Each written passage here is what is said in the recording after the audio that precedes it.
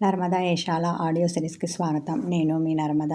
నేను రాసి మీకు వినిపిస్తున్న భార్యాభర్తల heart touching love story 'agreement marriage' భాగం 75. ఎవరతను అడిగింది సమీర. చిమ్మటి క్లాస్మేట్ అన్నాడు ఉదయ్.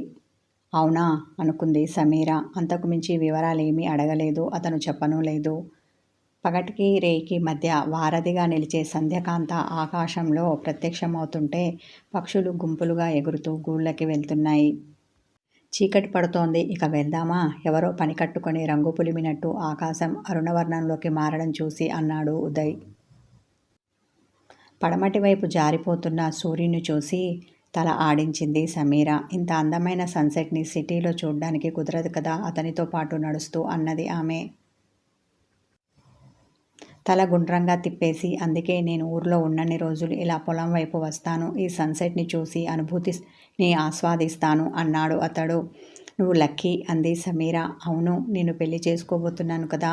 నేను లక్కీ ఫెలోని చిలిపిగా కన్ను కొట్టాడు అతడు. బిడియంతో కనురెప్పలు వాలిపోగా, నేనన్నది అందుకు కాదు అంది ఆమె. మరి? తల పక్కకు తిప్పి సిగ్గుతో ఎరుపెక్కిన సమీర ముఖాన్ని చూశాడు అతడు. అంటే నువ్విలా సన్సెట్ని ఆస్వాదిస్తామని చెప్పావు కదా, అందుకు. అతని చూపుల ధాటిని తట్టుకోలేక ముఖం పక్కకు తిప్పుకుంది. అయితే ఇక మీదట నువ్వు కూడా లక్కీనే. ఆమె చేతిని తన చేతిలోకి తీసుకున్నాడు. అతని స్పర్శకి ఆమె ఒళ్ళు జల్లుమంది. మైకం కమ్మినట్టు అనిపిస్తుంటే అతి కష్టం మీద తనని తాను కంట్రోల్ చేసుకొని ఎలా అన్నది ఆమె. మనకి పెళ్ళైతే ఈ ఊరు నాది మాత్రమే కాదు, నీది కూడా అవుతుంది కదా. అప్పుడు నాతో పాటు నువ్వు ఇక్కడికి వస్తావు కదా. అందుకు. చూపుల్లోనే కాదు మాటల్లోనూ కొంటెతనం చూపించాడు ఉదయ్. ఆమె మరింత సిగ్గుపడి అతని భుజానికి తన తలను ఆనించింది. అలా వాళ్ళు చిలిపి కబుర్లు చెప్పుకుంటూ ఇల్లు చేరారు. కాసేపటికి సమీర సెల్ రింగ్ అయింది. ఆమె లిఫ్ట్ చేయగానే, నిన్న రాత్రి ఊరు చేరగానే కాల్ చేశావు, మళ్ళీ ఇంతవరకు చెయ్యలేదు. సమీరాకి కాల్ చేసిన రమణి ఆమె మీద కోపంతో విరుచుకుపడింది. అమ్మా, చేద్దామనుకున్నాను కానీ కుదరలేదు అంటూ ఇక్కడ జరిగిన విషయాలన్నీ చెప్పింది సమీర. అవునా, అయితే ఉదయ్ తల్లిగారు మీ పెళ్ళికి ఒప్పుకున్నారా? సంతోషంతో అడిగింది రమణి. మొదట ఒప్పుకోలేదు, కానీ ఒకవైపు నుండి ఉదయ్, మరొక వైపు నుండి అర్జున్ నచ్చచెప్తే అప్పుడు ఒప్పుకున్నారు. ముసిముసిగా నవ్వుతూ చెప్పింది ఆమె. పోనీలే, ఎలా అయితే ఏంటి, ఒప్పుకున్నారు కదా, అది చాలు నాకు అన్న రమణి, పార్వతమ్మ గారు అక్కడే ఉంటే ఒకసారి ఫోన్ ఇవ్వు, నేను తనతో మాట్లాడతాను అంది ఆమె. అయితే అమ్మా, వీడియో కాల్ కనెక్ట్ చేస్తాను, అప్పుడు మీరిద్దరు ఒకరినొకరు చూసుకుంటూ మాట్లాడుకోవచ్చు అని నార్మల్ కాల్ నుంచి వీడియో కాల్కి మార్చింది సమీర. ఆంటీ ఎక్కడున్నారు అంటూ ఆవిడని వెతుక్కుంటూ వచ్చింది. అప్పుడే ఆవిడ రాత్రి వంట ఏర్పాట్లు చూద్దామని వంటింట్లోకి వచ్చింది. ఆంటీ మీరిక్కడున్నారా? అమ్మ లైన్లో ఉంది, మీతో మాట్లాడుతుందట అనగానే, అవునా, ఇలా ఇవ్వు అనేసి సమీర చేతిలో నుండి ఫోన్ తీసుకొని వంటింట్లో నుండి బయటికి వచ్చింది ఆమె. పార్వతమ్మను చూడటం మొదటిసారి అయినా కానీ ముందే పరిచయం ఉన్న వారిలా అనిపించింది ఆమెకు. బాగున్నారా వదినగారు ఆప్యాయంగా పలకరించింది రమణి. బాగున్నానని చిరునవ్వుతో అన్న ఆమె. మీరెలా ఉన్నారు అన్నది. బాగున్నట్టు తల ఆడించింది రమణి. మా అమ్మాయిని మీ ఇంటి కోడలుగా చేసుకోవడానికి ఒప్పుకున్నారు అంటేనే తెలుస్తుంది మీది ఎంత మంచి మనసు అనేది. అక్క చేసిన తప్పుకి చెల్లెల్ని బ్రతుకు బలి కాకుండా చూశారు. అందుకు నాకు చాలా సంతోషంగా ఉంది. మీకు ఎలా కృతజ్ఞతలు చెప్పాలో తెలియడం లేదు. భావోద్వేగానికి లోనైన ఆమె ఫోన్లోనే చేతులెత్తి దండం పెట్టింది. అయ్యో, మీరు అలా అనకండి. రమణి చేసిన పనికి నొచ్చుకుంది పార్వతమ్మ. నిజంగా సమీర చాలా మంచి అమ్మాయి. చూడగానే నాకు నచ్చింది. మా అబ్బాయికి ఈడు జోడు అనిపించింది. కానీ ఫలానా అని తెలియగానే కొంచెం భయపడ్డాను. కానీ ఇప్పుడు అలాంటిదేమీ లేదు. వాళ్ళ పెళ్ళికి సంతోషంతో ఒప్పుకున్నాను. వీళ్ళ పెళ్ళి ఎక్కడ చేద్దాం, ఎలా చేద్దాం అనేది చెబితే ముహూర్తాలు పెట్టిద్దామనుకుంటున్నాను. మరి మీరేమంటారు అన్నది పార్వతమ్మ. ఈ విషయంలో నాకంటూ సొంతంగా ఎలాంటి అభిప్రాయాలు లేవు. మీ ఇష్టమే నా ఇష్టం. మీరు ఎలా చేద్దామన్నా, ఎక్కడ చేద్దామన్నా నేను దానికి సిద్ధంగా ఉన్నాను. నాకు మా సమీర మీ ఇంటి కోడలు కావడం తప్ప మరో ఆలోచన కానీ ఆశ కానీ లేదు. వినయంతో అన్నది రమణి. అయితే మా శ్రీజతో పాటు మీ సమీరా పెళ్ళి ఒకే మండపంలో ఒకేసారి చేద్దాం. రేపు ఎలాగూ శ్రీజకి పెళ్లి ముహూర్తం పెట్టిస్తున్నాం. దాంతోపాటు వీళ్ళ పెళ్ళికి పెట్టిస్తాను అనగానే శుభస్య శీఘ్రం అంటారు కదా, అలాగే కానివ్వండి వదిన గారు, 2 పెళ్ళిళ్ళు ఒకేసారి చెయ్యొచ్చు నవ్వుతూ తన అంగీకారాన్ని తెలిపింది రమణి. వాళ్ళిద్దరి మధ్య ఇంతకుముందే ఎంతో పరిచయం ఉన్నట్టుగా గలగలా మాట్లాడుకున్నారు వాళ్ళు. ఈ ఒక్క ఫోన్ కాల్తోనే వాళ్ళ మధ్య మంచి అనుబంధం ఏర్పడింది. స్నేహితుల్లా మాట్లాడుకోవడం మొదలుపెట్టారు. మాటల్లో పడి సమయం ఎంత గడిచితో వాళ్ళకు తెలియనే లేదు. ఒకరి కష్టసుఖాలు ఒకరు చెప్పుకున్నారు. టింకుమణి రమణి ఇంట్లోని గోడ గడియారం 9 గంటలు కొట్టింది. ఆ శబ్దానికి ఇద్దరి మధ్య మాటలు ఆగాయి. అయ్యో, ఇంత టైం అయిందా? నేను వంట చేయాలి. కబుర్లలో పడి ఆ విషయమే మర్చిపోయాను కంగారు పడింది పార్వతమ్మ. నేను నా కోసం వండుకోవాలి, సమయానికి తిని మందులు వేసుకోవాలి, ఇక ఉంటాను అనేసి కాల్ కట్ చేసింది రమణి. సమీరాకి ఫోన్ ఇచ్చి వంటింట్లోకి వెళ్తుంటే, ఆంటీ కంగారు పడకండి, నేను శ్రీజ కలిసి వంట చేసేసాం వెనక నుండి చెప్పింది. అవునా అని తల తిప్పి సమీరాను చూసిన పార్వతమ్మ, అప్పుడే ఇంటి బాధ్యత తీసుకున్నావా చిరునవ్వుతో అన్నది. అక్కడే ఉన్న ఉదయ్ ఆమెను ఇష్టంగా చూస్తుంటే సిగ్గుపడుతూ అవునని తల ఆడించింది సమీర. మరుసటి రోజు ఉదయ్ వెంకయ్య దగ్గరికి వెళ్ళి అతనికి ఇవ్వవలసిన డబ్బంతా ఇచ్చేసి తమ పొలం కాగితాలు తీసుకొని ఇంటికి వచ్చాడు. ఆ కాగితాలను తల్లి చేతిలో పెట్టి, అమ్మా జాగ్రత్త, ఈసారి కనుక ఇవి పోతే మళ్ళీ తేలేను అన్నాడు.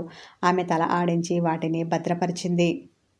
శ్రీజ కాబోయే అత్తింటి వారు ఎప్పుడు బయలుదేరి వస్తున్నారట? కాళ్ళు చేతులు కడుక్కొని బ్రేక్ఫాస్ట్ చేయడానికి కూర్చున్నాడు ఉదయ్.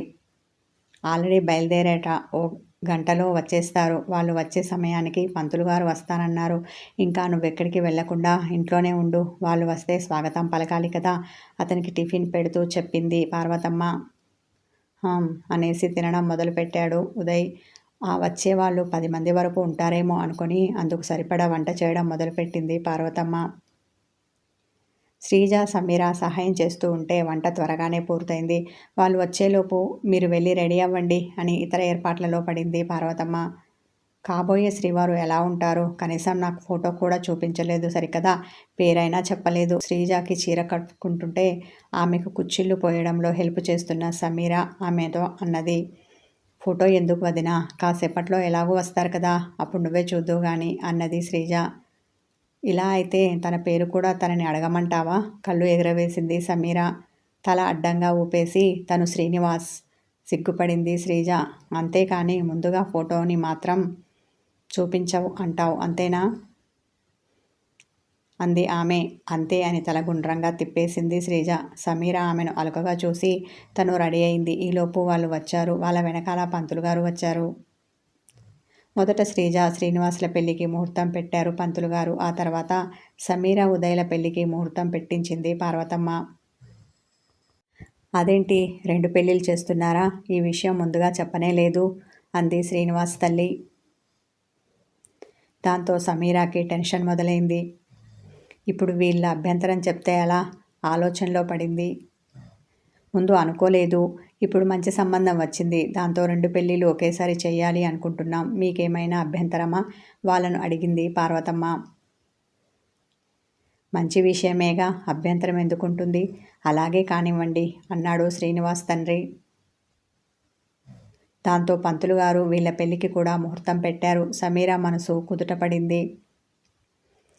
ఓరకంట ఉదయ్ని చూసింది. అతడు ఆమె వైపు చూస్తూ ఉండడంతో తడబడి తన చూపు తిప్పుకుంది.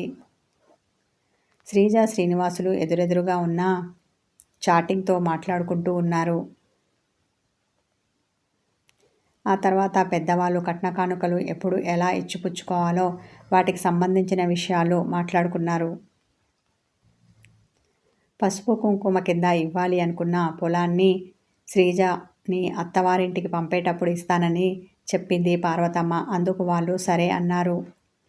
బాధ్యత లేని మనిషి శంకరయ్య అక్కడే కూర్చొని ఉన్నాడు. కానీ తనకేమీ పట్టనట్టు మౌనంగా ఉన్నాడు. తన తండ్రి తత్వం తెలిసిన ఉదయ్ అతన్ని ఏమీ అనలేదు. కొందరు అంతే అని సరిపెట్టుకున్నాడు. ఆ తర్వాత వచ్చిన వాళ్ళందరూ భోజనాలు చేసి వెళ్ళారు. పెళ్లికి 1 నెల రోజులు మాత్రమే సమయం ఉండడంతో గణపతిని పిలిచి పెళ్లి పనులు అప్పగించాడు ఉదయ్. మళ్ళీ మళ్ళీ లీవ్ పెట్టుకొని రావాలి అంటే కుదరదు అనుకున్నాడు. ఏకంగా పెళ్ళికి ఒక వారం రోజులు లీవ్ పెట్టాలని డిసైడ్ అయ్యాడు ఉదయ్. ఈ పనులన్నీ పూర్తయ్యేసరికి సాయంకాలం అయ్యింది.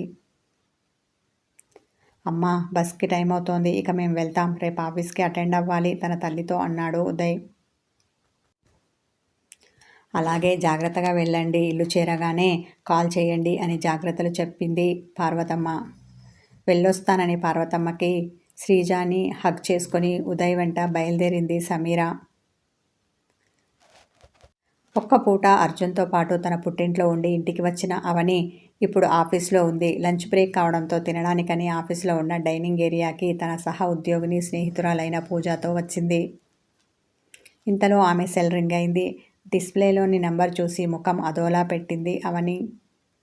ఎవరు? లంచ్ బాక్స్ ఓపెన్ చేస్తూ అడిగింది పూజ. ఎవరో చెప్పకుండా సెల్ ఫోన్ని ఆమె వైపు తిప్పి చూపించింది. ఓ, మీ అక్కగారా? ఇంకా ఆలస్యం ఎందుకు? లిఫ్ట్ చేసి మాట్లాడు, పెదవులు సాగదీసింది పూజ. నీకు తెలియదే బాబు, ఈ మధ్య దీని కాల్స్ వస్తే చాలు నా గుండెలో ఒకటే దడ. ఇది ఎలాంటి బాంబు పేలుస్తుందోనని టెన్షన్. సెల్ రింగ్ అవుతున్నా లిఫ్ట్ చేయకుండా దాని వంక చూసింది. అదేంటి, ఇంతకుముందు తను కాల్ చేస్తే ఇష్టంగా మాట్లాడేదానివి, ఇప్పుడేం వచ్చింది? లంచ్ బాక్స్లో నుండి ఒక స్పూన్ అన్నం తీసుకొని నోట్లో పెట్టుకుంది పూజ. అది అక్క పెళ్ళి కాకముందు మాట, డల్గా చెప్పింది ఆమె. అందుకేనా పెళ్ళయ్యాక కాల్ చేయడం మానేసిందని అలిగావు? అడిగింది పూజ. తల ఆడించిన అవని. కానీ ఇప్పుడు బావతో విడిపోతాను, అది ఇది అంటూ ఏవేవో మాటలు చెప్తుంది. అంతేకాదు, బొటిక్ స్టార్ట్ చేస్తాను అంటే బావ హెల్ప్ చేయట్లేదు అని గోల చేస్తుంది. నీరసపడిపోయింది అవని. ఇంతలో కట్ అయిన కాల్ మళ్ళీ రింగ్ అయింది. ఎత్తవే బాబు, లేదంటే తను చేస్తూనే ఉంటుంది. రింగ్ టోన్ గోల భరించలేక అన్నది పూజ. దీనికి వేళాపాలా ఉండదు, ఎప్పుడు పడితే అప్పుడు చేస్తుంది. అయినా ఈ టైంలో నేను ఆఫీస్లో ఉంటానని తనకు తెలుసు కదా. అయినా చేసింది. విసుక్కుంటూ కాల్ లిఫ్ట్ చేసి హలో అక్క అంది అవని. ఏంటే ఫోన్ ఎత్తడానికి ఇంతసేపు? కసిరింది హిమజ. ఇహిహి అని ఆఫీస్లో ఉన్నాను అక్క. అయినా నువ్వేంటి ఈ టైంలో చేశావు అంది ఆమె. మహిళా సాధికారత కింద నేను అప్లై చేసుకున్న లోన్ డబ్బులు ఇందాకే చేతికి వచ్చాయి. ఆ సంతోషాన్ని నీతో పంచుకోకుండా ఉండలేకపోయాను. అందుకే వెంటనే కాల్ చేశాను అమితానందంతో చెప్పింది హిమజ. అవునా అక్క, కంగ్రాట్స్. ఆమె చెప్పింది విని సంతోషపడింది అవని. థ్యాంక్ యూ చిరునవ్వుతో అన్నది హిమజ. దీనికంతటికీ కారణం నువ్వు, మీ ఆయన అర్జున్. లేదంటే ఇంత మంచి ఆలోచన మా వారికి వచ్చేది కాదు. ఈరోజు ఇలా నేను బొటిక్ స్టార్ట్ చేయడానికి డబ్బు సమకూరేది కాదు. అందుకు మీ ఇద్దరికి ఎన్నిసార్లు ధన్యవాదాలు చెప్పుకున్నా తక్కువే అవుతుంది. ఎమోషనల్ అయ్యింది హిమజ. కథ కొనసాగుతుంది. హాయ్ వ్యూవర్స్, నా ఈ వీడియోస్ని చూడండి, మంచి కామెంట్ పెట్టండి. Thank you.